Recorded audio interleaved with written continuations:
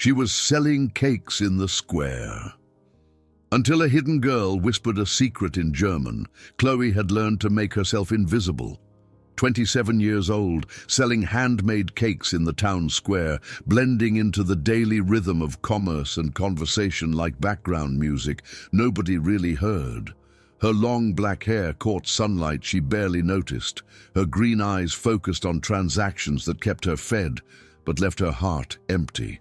She had perfected the art of existing without truly living, of smiling without meaning it, of moving through days that felt more like echoes than experiences. Then came the afternoon when a barefoot child whispered a secret in broken German, pointing toward a man who sat alone on the same bench every day at exactly 4 o'clock. Philip Harrison, wealthy, untouchable, wrapped in expensive suits and careful silence. The little girl's words changed everything. He never looks at anyone, but maybe he's just waiting for someone brave enough to see him first. What began as an innocent observation became the catalyst for a love story that would challenge everything Chloe thought she knew about worth, belonging, and the courage required to reach across the invisible lines that separate two lonely hearts. Sometimes destiny doesn't announce itself with thunder. Sometimes it arrives in the whispered wisdom of a child and the discovery that the most profound connections happen not between perfect people, but between broken souls brave enough to let themselves be seen. The morning sun cast gentle shadows across the cobblestone square as Chloe arranged her handmade cakes on the worn wooden table. Her long black hair caught the light like silk threads, and her green eyes focused intently on each delicate pastry. She had been invisible here for months, just another vendor in a sea of faces, selling sweetness to strangers who barely noticed her existence. At 27, Chloe had learned to find safety in routine. Every morning at 7, she would arrive with her carefully wrapped cakes, each one a small masterpiece born from her grandmother's recipes and her own gentle hands. The square had become her world, a place where she could hide in plain sight.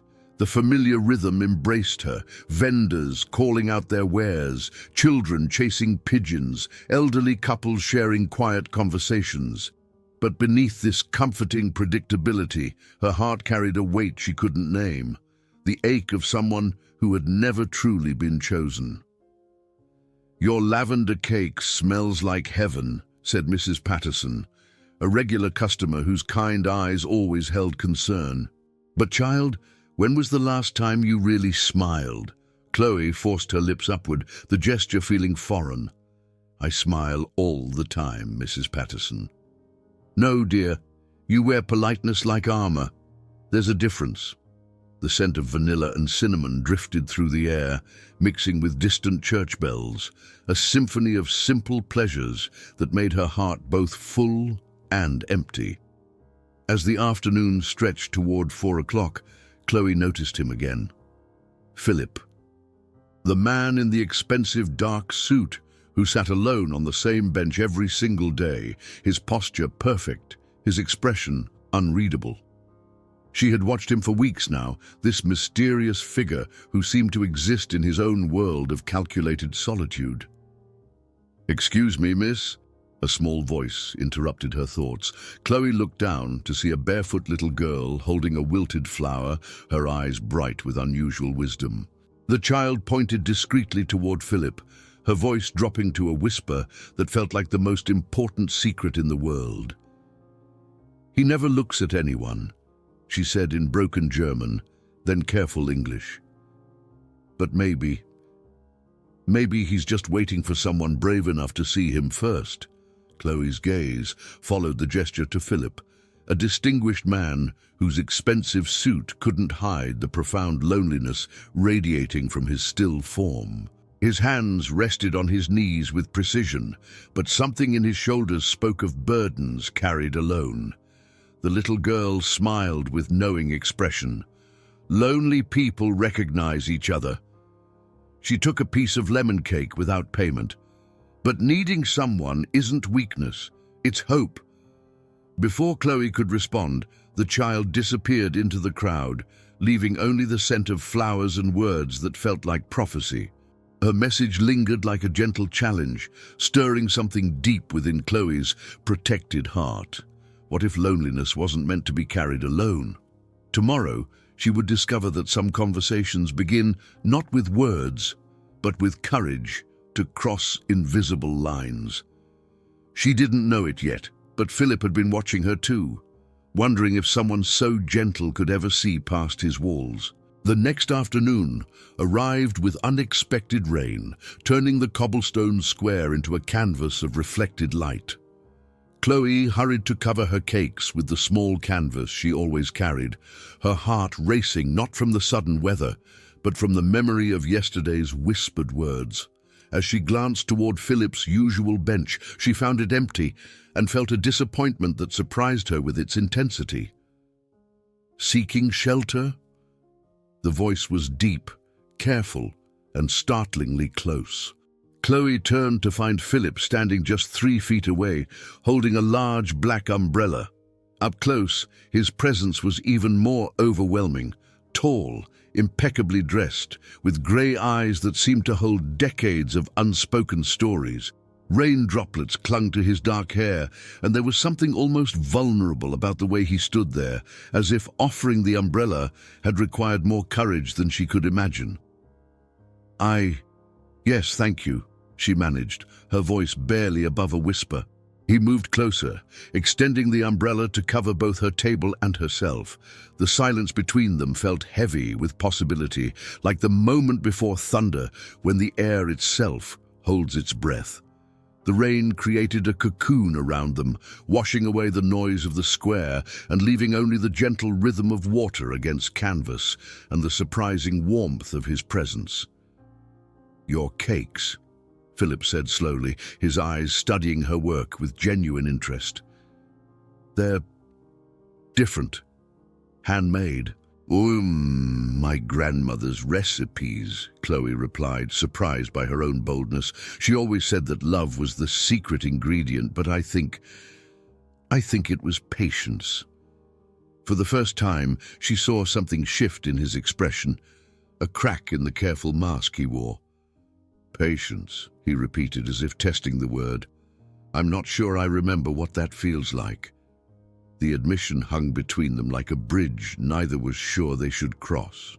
Chloe found herself studying his face, noting the lines around his eyes that spoke of long nights and heavy responsibilities, the way his jaw was set, as if constantly braced for disappointment. "Would you like to try one?" she asked, surprising herself again. He hesitated, and in that hesitation, she glimpsed the man beneath the expensive suit, someone who had forgotten how to accept simple kindness. "I don't usually—" "Neither do I," Chloe interrupted gently. "Usually." He selected a small vanilla cake with delicate rose petals on top, his fingers careful not to disturb her arrangement. As he took the first bite, Chloe watched his expression transform. Surprise, then something deeper, softer. "It tastes like—" He paused, searching for words. "Like home.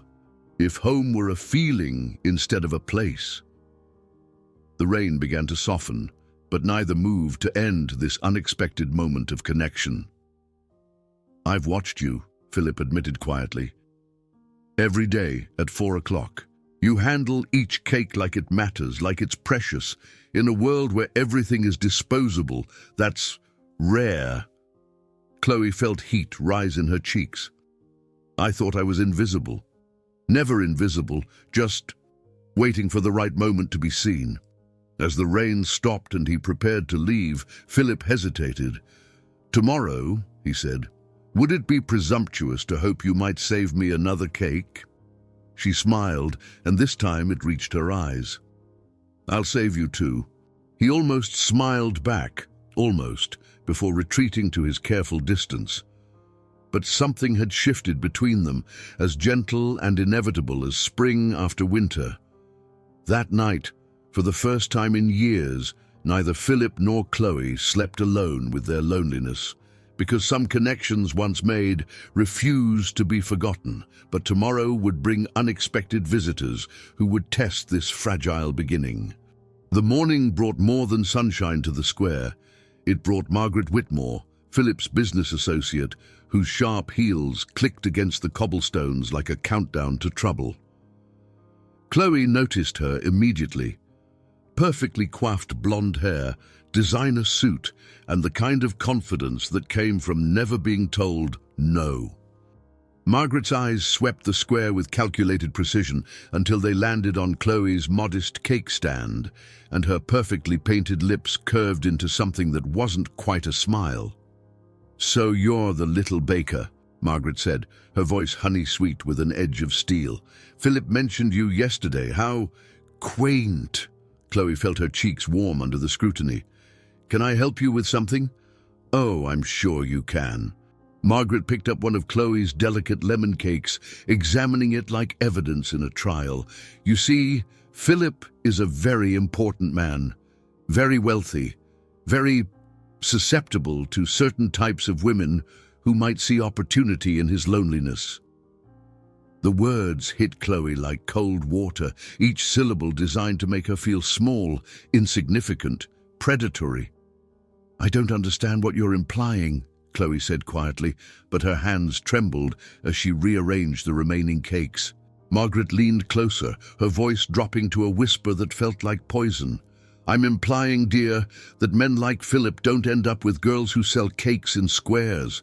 They end up with women who understand their world, their responsibilities, their needs." At that moment, Philip appeared, his usual punctual arrival at 4 o'clock interrupted by the scene before him. His grey eyes took in Margaret's predatory stance and Chloe's obvious distress, and something dangerous flickered across his features. "Margaret," he said, his voice carrying a warning, "what brings you here?" "Just getting acquainted with your new friend," Margaret replied, straightening to her full height.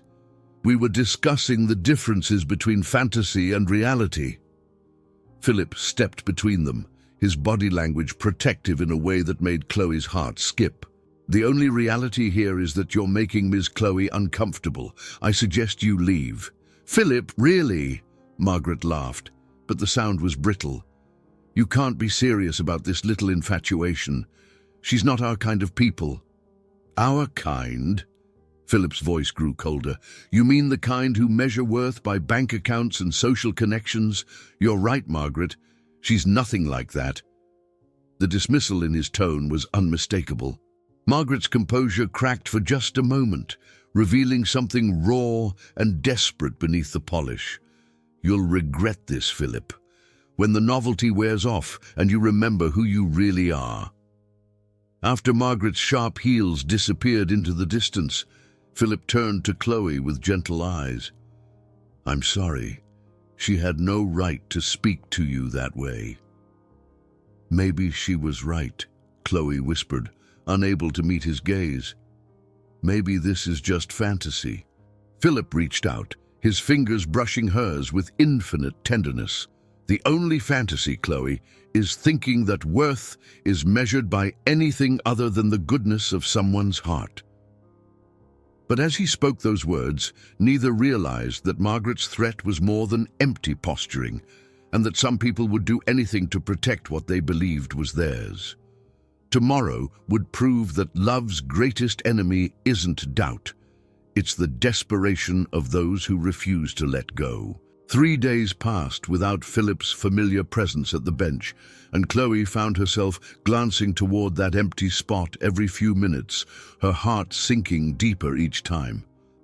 The square felt different without him, larger, lonelier, as if someone had removed a piece of warmth she hadn't realized she'd grown to depend on. Mrs. Patterson noticed her distraction immediately, her knowing eyes taking in Chloe's frequent glances and forced smiles. "Child, you're looking for someone," she said gently, selecting her usual strawberry tart. "And by the sadness in your eyes, I'd say you're not finding him." Chloe sighed, unable to deny what was so obvious. There was this man, Philip. He used to come by every day at 4, but after what happened with his business associate, he just disappeared. The wealthy gentleman with the careful eyes, Mrs. Patterson nodded. That kind of watching isn't casual, dear. The afternoon sun cast long shadows across the empty bench, and Chloe wondered if she had imagined the tenderness in Philip's voice, the way his fingers had trembled when they touched hers. Maybe Margaret was right, Chloe whispered. Maybe we're from different worlds. Different worlds? Mrs. Patterson laughed softly. Honey, love doesn't recognize worlds. It only recognizes hearts. Just as hope began to fade, a young delivery boy approached with a small, elegant box tied with silver ribbon. "Miss Chloe?" he asked, consulting a handwritten note. "This is for you." Inside the box lay a single white rose and a letter written in careful script that made her pulse quicken. "Chloe, forgive my absence. Business required my immediate attention in Boston, but not a day passed without thinking of your smile. I return tomorrow at 4, hoping you might still save a cake for someone who has forgotten how to deserve such kindness. Philip." Chloe pressed the letter to her chest, tears of relief mixing with something deeper. He hadn't forgotten. He hadn't changed his mind. "Good news?" Mrs. Patterson asked, though her smile suggested she already knew. "He's coming back," Chloe said, her voice barely containing her joy. But as she spoke those words, neither woman noticed Margaret watching from across the square, her expression promising that Philip's return would not go unopposed. The next afternoon, as 4 o'clock approached, Chloe arranged her cakes with extra care, her heart beating like hummingbird wings. She had saved him not just one cake, but 3, each one a small offering of hope. When Philip appeared, walking toward her with something new in his eyes, something that looked remarkably like joy, Chloe understood that whatever came next, this moment was real. And sometimes, one real moment is enough to change everything. Tomorrow would test whether love could survive the storms that others create, and whether two lonely hearts could find strength in each other. Philip's return felt like sunrise after the longest night. He approached her table with a bouquet of white lilies and an expression that held both apology and something deeper, a vulnerability that made Chloe's breath catch in her throat. "I brought these for you," he said, his voice softer than she remembered, "though they pale compared to your smile." Chloe felt heat rise in her cheeks as she accepted the flowers, their sweet fragrance mixing with the familiar scent of his cologne. "You didn't have to," she began, but he interrupted gently. "I wanted to. These past few days taught me something important, that some things matter more than business meetings, more than obligations." His grey eyes held hers with startling intensity. "You matter more." The words hung between them like a bridge made of starlight, beautiful and terrifying in their implications. "Philip, Chloe struggled to find words that could contain the emotions swirling in her chest. "I'm just a girl who sells cakes. I'm a man who's been alone for so long, he forgot what it felt like to want to come home to someone," he interrupted, stepping closer. "Until you." The confession hit her like a gentle wave, washing away her carefully constructed doubts. But before she could respond, a commotion erupted near the fountain as Margaret appeared with 2 stern-looking men in expensive suits. "Philip!"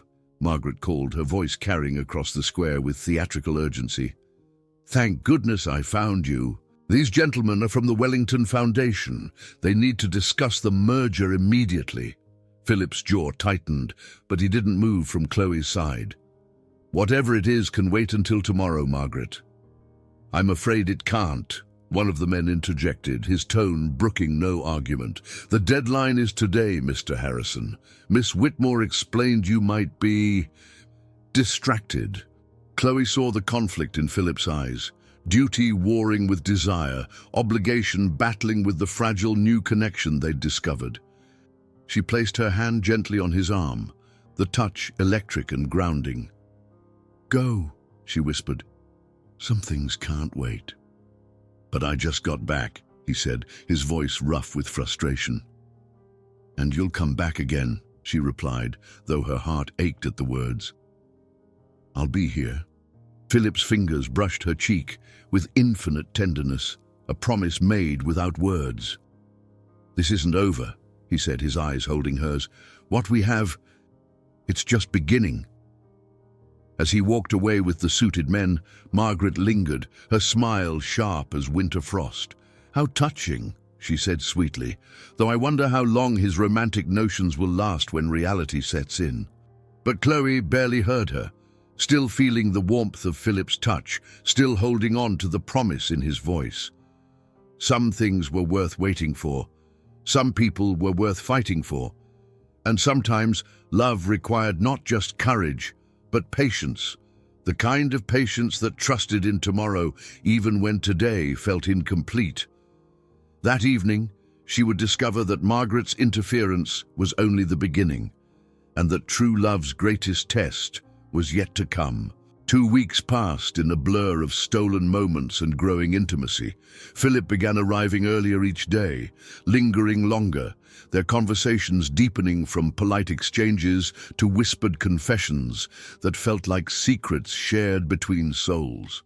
Today, however, something was different. There was a tension in his shoulders that spoke of decisions made and bridges about to be crossed. "Chloe," he said, his voice carrying an urgency she'd never heard before. "I need to tell you something. Something I should have said weeks ago." She set down the cake she'd been arranging, her heart beginning to race. "What is it?" Philip ran a hand through his dark hair, a gesture she'd learned meant he was struggling with words. "My father, before he died, he made arrangements, a marriage contract with the Whitmore family. Margaret and I were supposed to—" He stopped, unable to finish. The words hit Chloe like ice water, each syllable reshaping her understanding of everything that had passed between them. "You're engaged," she whispered, the cake knife slipping from her suddenly numb fingers. "No." His response was immediate, fierce. "I was supposed to be, but I can't. I won't marry someone I don't love. Not when I've found—" He stepped closer, his eyes desperate. "Not when I've found you." The square around them seemed to fade away, leaving only the space between their hearts and the impossible choice that hung in the air like morning mist. "Philip, you can't throw away your family's plans for someone like me," Chloe said, though every word felt like swallowing glass. "I'm nobody, just a girl who—" "You're everything," he interrupted, his hands framing her face with trembling fingers. "You're sunshine after years of winter. You're home after decades of wandering. You're the reason I remember what it feels like to be alive." Before she could protest, his lips found hers in a kiss that tasted of promises and desperation, of love discovered too late and hope that refused to die. When they finally broke apart, both were breathing as if they'd surfaced from deep water. "Come with me," Philip whispered against her forehead. "Tonight. We'll leave this place. Start somewhere new. I have enough money to—" "And then what?" Chloe asked, her practical heart warring with her romantic soul. "You lose everything you've built, your family's legacy, your responsibilities?" "None of it matters without you." The simple honesty in his voice nearly broke her resolve, but as she looked into his eyes, she saw not just love, but the weight of expectations he'd carried his entire life, the burden of being the last Harrison, the responsibility to honor his father's memory. "It does matter," she said softly, stepping back despite every instinct screaming at her to stay in his arms. "And you know it does." That night, as Philip stood on the balcony of his empty mansion, he made a decision that would change everything. Because sometimes love means being brave enough to fight for what matters, even when the odds seem impossible. Tomorrow would bring Margaret's ultimatum and force them both to discover just how much they were willing to sacrifice for love. The morning arrived with an unwelcome visitor. Margaret stood at Chloe's cake stand before dawn, her designer coat pristine despite the early hour, her expression carrying the cold satisfaction of someone about to deliver a killing blow. "Good morning, dear," Margaret said, her voice honey-sweet with venom. "I thought you should know. Philip signed the merger documents yesterday. Our engagement announcement will be in tomorrow's paper." The words struck Chloe like lightning, leaving her breathless and disbelieving. "That's impossible," Chloe whispered, her hands gripping the edge of her table for support. "He would have told me." "Would have what? Chosen a cake vendor over his family's legacy?" Margaret's laugh was crystalline and cruel. "Philip is a businessman first, romantic second. Always has been." Chloe's world tilted dangerously. Everything Philip had said, every tender touch, every whispered promise, had it all been an elaborate fantasy? The morning sun that usually brought her comfort now felt harsh and exposing, illuminating the foolishness of believing she could matter to someone like Philip Harrison. "You're lying," Chloe said, but her voice lacked conviction. Margaret pulled out a folded newspaper, pointing to a small announcement. "Harrison Industries confirms merger with Whitmore Holdings. Sources suggest a personal alliance may soon follow." The black ink on white paper felt like a death sentence for every hope Chloe had dared to nurture. As if summoned by her despair, Philip appeared across the square, walking toward them with determined strides. But instead of relief, Chloe found only numbness spreading through her chest like winter frost. "Chloe!" he called out, but she turned away, unable to bear seeing confirmation in his eyes. "Don't," she whispered when he reached her. "Please don't make this harder." "Make what harder? What has she told you?" Philip's voice carried panic as his gaze shifted between Chloe's devastated expression and Margaret's triumphant smile. "The truth," Chloe said simply, "that this was never real." "A distraction," Margaret finished helpfully. "Nothing more." Philip's face went white with rage. "Margaret, what have you done?" But Chloe was already packing her cakes with mechanical precision, her movements brittle and careful. "It doesn't matter. You have responsibilities, a life, a future that doesn't include someone like me." "Chloe, look at me!" Philip pleaded, his voice breaking. "Please, just look at me and tell me you believe I could fake what we have."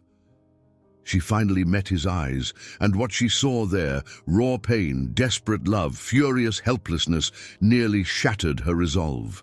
But sometimes love meant protecting someone from their own generous heart. "Goodbye, Philip," she whispered, walking away before her courage could fail.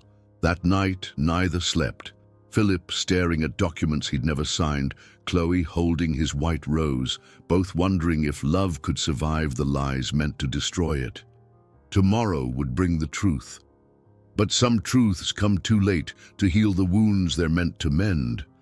Philip found Chloe 3 days later, not at her usual spot in the square, but in the small garden behind the old church where she sat among the wildflowers, her cake stand nowhere in sight. She looked fragile in the morning light, like something precious that had been carelessly broken. "I never signed anything," he said quietly, settling beside her on the weathered stone bench. "Margaret forged my signature on documents that meant nothing. The newspaper announcement was a lie she paid to have printed." Chloe didn't look at him, her fingers tracing patterns in the dirt as if drawing maps to places her heart couldn't go. "It doesn't matter," she whispered. Real or not, she was right about one thing. We don't belong in the same world. "Then let's create our own world," Philip said, his voice carrying a determination that made her finally meet his eyes. "I've spent my entire life living up to other people's expectations, honoring contracts I never agreed to, being the man my father wanted instead of the man I am." The church bells chimed softly in the distance, marking time in a world that suddenly felt full of possibility instead of limitations. "What are you saying?" Chloe asked, though her heart had already begun to understand. Philip reached into his jacket and pulled out a small velvet box, his hands trembling slightly. I'm saying that I fired Margaret yesterday. I'm saying that I've restructured my business to run itself because money means nothing without someone to share it with. He opened the box to reveal a simple diamond ring that caught the morning light like captured starlight. I'm saying that I love you, Chloe, and I'm asking you to marry me. The proposal hung in the air between them, beautiful and terrifying in its simplicity. Chloe stared at the ring, then at Philip's face, seeing in his eyes not the careful businessman she'd first encountered, but a man who had found the courage to choose love over duty. "But your family's legacy," she began. "Will be whatever we make it," Philip interrupted gently. "I want to build something new, something that honors love instead of obligation. I want to wake up every morning knowing that I chose happiness, that I chose you." Tears spilled down Chloe's cheeks as she reached for him, her fingers intertwining with his. "Yes," she whispered, the word carrying all the hope and fear and desperate love her heart could hold. "Yes, I'll marry you." As Philip slipped the ring onto her finger, both understood that they weren't just joining their lives, they were proving that sometimes the greatest courage is found not in honoring the past, but in daring to write a different future. The wildflowers around them swayed in the gentle breeze, as if nature itself was celebrating the moment when two lonely hearts finally found their way home to each other. 6 months later, Chloe would walk down the aisle of that same church, not as a girl who sold cakes to strangers, but as a woman who had learned that love worth having was love worth fighting for. And Philip would be waiting at the altar, not because duty demanded it, but because his heart had finally learned the difference between obligation and choice. In the end, they discovered that the most beautiful love stories aren't about finding someone perfect. They're about finding someone whose imperfections fit perfectly with your own, and having the courage to build something beautiful together. In the garden behind the old church, surrounded by wildflowers and morning light, Philip and Chloe discovered that love's greatest victory isn't in overcoming obstacles. It's in choosing each other despite them. As he slipped the simple diamond ring onto her trembling finger, both understood they weren't just joining their lives, but proving that courage comes not from honoring the past, but from daring to write a different future. "I love you," Philip whispered against her forehead, "not because you fit into my world, but because you showed me we could create our own." Chloe smiled through her tears, finally understanding that she had never been invisible. She had simply been waiting for someone who knew how to truly see. "And I love you," she replied, "not despite our differences, but because of them." 6 months later, as church bells chimed and white roses bloomed in the garden where they'd found each other again, Chloe Harrison would understand that the most beautiful love stories aren't about finding someone perfect. They're about finding someone whose heart recognizes yours across any distance, through any doubt, beyond any obstacle that tries to keep two souls apart. What moments in your own life have taught you that love is worth fighting for? Share your story in the comments below, because every heart deserves to know it's not alone in believing that true love, patient love, brave love is always possible. Subscribe, activate notifications, and share this story if it touched your heart.